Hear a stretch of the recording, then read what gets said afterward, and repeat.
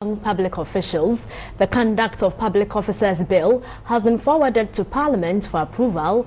A government spokesperson, Felix Kwachofosu, explained the bill harmonizes existing local and international anti-corruption laws. Hojo Hayford reports. Cabinet approved the draft Conduct of Public Officers Bill when it met last week. This Conduct of Public Officers Bill seeks to provide some form of harmony and coherence in terms of anti-corruption legislation.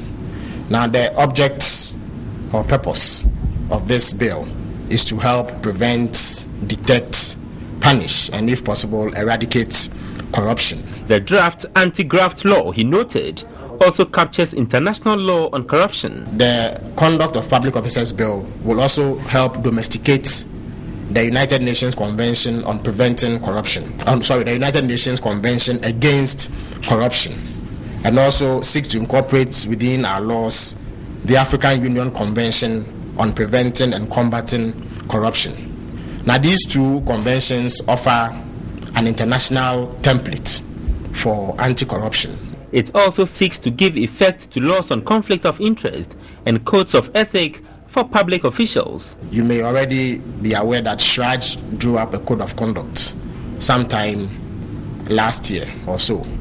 Nonetheless, it is not justiciable because it does not have legal backing. This bill will seek to make the code of conduct justiciable, such that persons can be held liable whenever they flout them. The Conduct of Public Officers Bill, the Deputy Minister of Information noted, forms part of government efforts to deepen the fight against corruption and again a manifestation of government's commitment to step up the fight against corruption. Government anticipates that Parliament would consider it and approve it in an expeditious manner so that.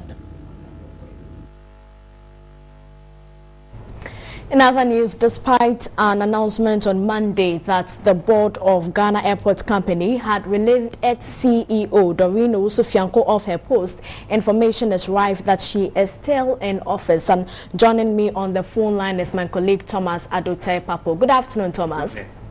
Good afternoon, Portia. First of all, can you update us with these recent developments? Many thanks to you, Portia, for your time. But I'm currently at the office of the Honorable Deputy Minister for Transport, Joyce Mukhtari, who I'm yet to speak to in a short while.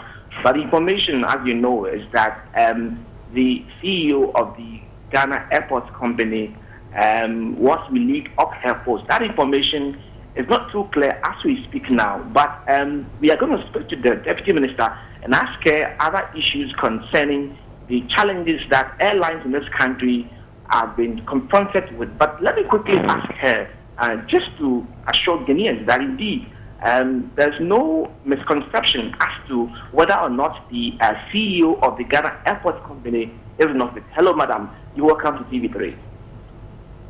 Hello, good afternoon to your viewers. I have actually already indicated that presently the ministry has not come out with an official position on the status of the managing director of the Ghana Airport Company Limited. In due course, an official statement to that effect will be issued. But operations are ongoing, and I wish to assure the public that there is no reason why we should have any problems with operations at the airport in Ghana.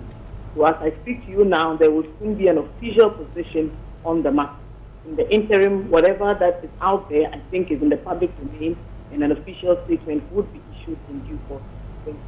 So, Portia, you heard from the Deputy Minister for Transport, who is saying that an official communication would emerge very soon regarding the position of the CEO of the Ghana Airport Company. But let me also ask you, Madam Mukhtari, the very fact that some airlines like Starbow, today we are told, are threatening to stop operations because of challenges they are facing. They claim that they are running at a loss. Has that notice come to your? Has that information come to notice? Unfortunately, I believe that just like you were saying, we've all read this morning, and that has been put out into the public domain. What I would say is that the whole purpose for us is to ensure that we create an enabling environment for businesses to thrive. If there are some challenges that businesses within that particular industry are facing, I'm sure that they have probably brought them to the fore with the Ghana Civil Aviation Authority and also with the Ghana Airport Company Limited.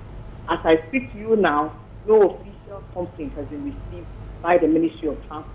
But I will be the first to indicate that it will be most unfortunate for domestic airline operators to threaten to pull out of these operations, because what we have sought to do is to enable them to operate within a very good and competitive atmosphere.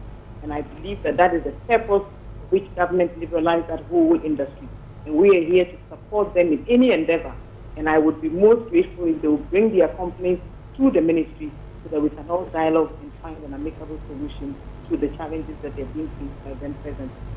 I'll give you an example of the trend they are facing. And they say that too many operators are being asked to come into the sector. And for that matter, we do not actually look at the number of Ghanaians who travel. And so there's virtually too many operators in the system. They are asking for a cap to be put on the number of operators that currently operate in Ghana. Presently, to the best of my knowledge, we only have 4 operators.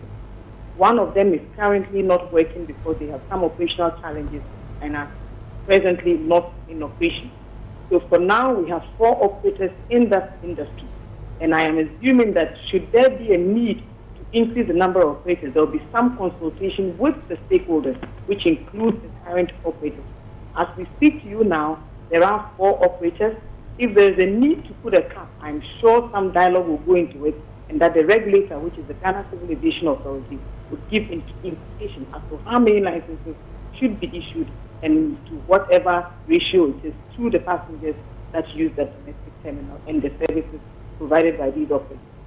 Final question, Madam Mokhtari. Why has it become very difficult for the Transport Ministry and the GCAA to put some light at certain airports that we have in this country so that domestic airports or flights can occur in the evening? As I speak to you now, there are several rehabilitation works going on at all of the regional airports. This includes the Tamale Airport as well as the Kumasi Airport. I know that for some time now, Kumasi has actually experienced some challenges, especially with respect to poor license facilities. Some efforts is being made to put proper license in that in the airport, and I'm sure that very soon something will be done and there will be an appreciable improvement in operations.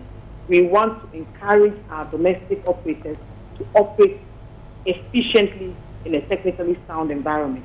The Ghana Civil Aviation Authority is actually working day and night to ensure that this is done. And I'm sure that Kumasi, which specifically has this licensing problem, would soon be a thing of the past.